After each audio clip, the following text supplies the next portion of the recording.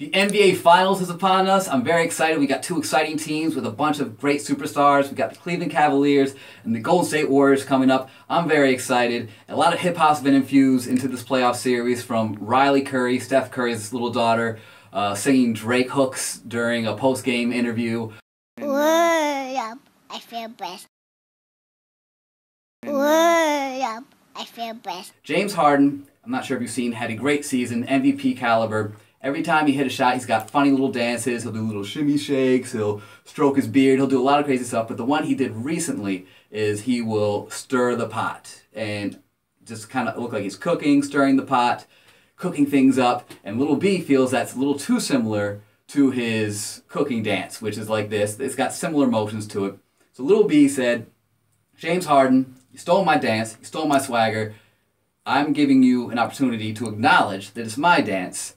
And if you do, things are cool, but if you don't, the base god curse I will put upon you. James Harden probably had better things to do, like focusing on the playoffs, trying to win a championship, did not respond to him. So Lil B was like, that's it, I warned you, the curse is on you.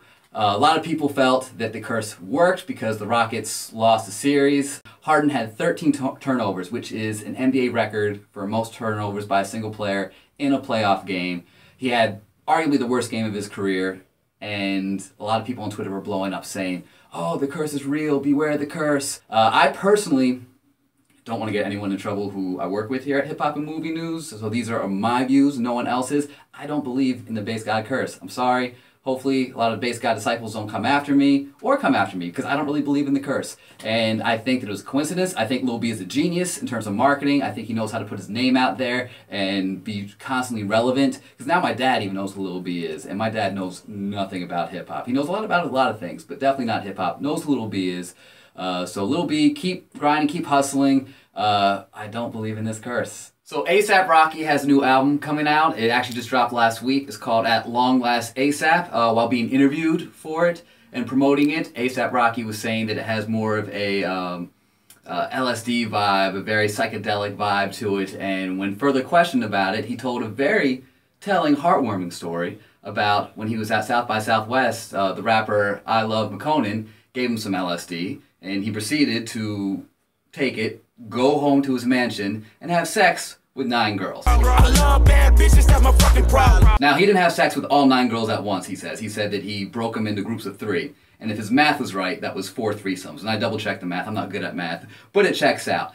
Now, I'm not saying that A$AP Rocky doesn't have game. I'm just saying, is it possible that the drugs kind of messed with his head, he hallucinated, and the numbers got fudged a little? I'm not saying he didn't have sex with multiple girls at once, but is it possible that maybe he saw 9 when really it was 3? So, a brewery in Philadelphia has come out with a new Wu-Tang inspired beer. It's called Ain't Nothing to Funk With. The brewery is called Dock Street Brewery, and the head brewer in charge, while brewing a new batch of spicy pineapple, orange tart tinged beer, was playing Wu-Tang songs along with it, and then came up with an idea and said, maybe the bass from these songs could influence the fermentation process, give it some nice little nuanced flavors to it. So he did the entire batch, 2 Wu-Tang songs, and then named it after Wu-Tang. Song of the week comes from Malik Farad. The song's called Believe. How do I believe in something I've been dreaming? Thinking to myself every day, what's the meaning? Slight signs to prosper, inspired to progress. Believe is what it sounds like. It's a uplifting song. The lyrics are meant to inspire and be very positive. Malik goes with his verse and then goes back to King Los and then back to Malik. It's just an uplifting song, and I feel not just hip-hop, but in life you need these types of inspiring messages. And just in terms of the music, the production was great. I'm a sucker for old school soul samples, which it has. The rapping, it's unreal. Like, it's something that I crave. As a lyric guy, I love it. I mean, King Los, if you're not familiar with him, you should be. He's supposed to do a lot of big things coming up soon. And not many guys can hang with him on a track. And Malik Farad does just that. He hangs with him, and they both put together this incredible song with these great lyrics, and everything about it is an A+ in my book. And I want to make it my ringtone. I want to wake up to it in the morning and be inspired. Maybe even go to the gym. I probably won't, but that song makes me want to do stuff that I don't normally do. So check it out.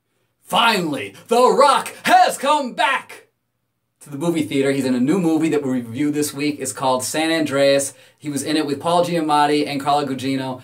And going into this, I was very excited because, as you can tell by my terrible Rock impression, I'm a very big Dwayne "The Rock" Johnson fan. This movie's about Dwayne "The Rock" Johnson playing this rescue worker who gets trapped along with everyone else in the state of California in the biggest set of earthquakes and tsunamis to ever hit civilization. Paul Giamatti plays a scientist who is tracking these earthquakes and actually learns how to predict them. So he's trying to warn everyone, get out of here, listen to me, this stuff is crazy, while Dwayne "The Rock" Johnson is trying to rescue everyone. His main goal is to rescue his estranged wife and his daughter, who's in San Francisco, which is at the epicenter of all these earthquakes. This movie is exactly what you expect it to be. It's nothing more, nothing less.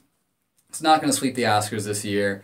It was just fun. A lot of great special effects. You really felt like San Francisco was getting demolished, as well as Los Angeles. And I feel that there was also a lot of heart-stopping moments, some rescue sequences where you weren't sure if people would be saved or not. It was formulaic, yes. Cliche at times, yes. Cheesy. But I felt like tongue was firmly placed in cheek. Everyone involved in this knew what they were doing. They had a lot of fun with it. They made a fun movie. I give this movie 2 ticket stubs. Solid 2 ticket stubs. I definitely recommend seeing it. Not the perfect movie, but a lot of fun if you just know what to expect. Grab your popcorn and enjoy yourself. Thanks again for tuning in to Hip Hop and Movie News this week. I had a blast. As always, make sure to leave a comment below, give us some feedback, like us on Facebook, follow on Instagram and Twitter. Keep sending in those submissions, the 15-second movie scene reenactments and the 15-second freestyles. We love watching them. The 2 submissions this week come from Serena2, and I apologize if I'm butchering this name again, Maloino. These are very unique names. I don't know how to pronounce them. Until then, I will leave you with this original dance that I just came up with all by myself. So if you're from Africa, why are you white? Oh my God, Karen, you can't just ask people why they're white. 1 for the money and 2 for the show. 3 to get it every week with a 4. I drop bars every Friday and Monday is my day. You might just find Bobby, I might catch a body. It's a hobby, they don't identify me. That's why I be on my high. You can find me everywhere and you ain't never there. Man, I will never fit stronger than ever clear. Word up, I feel blessed.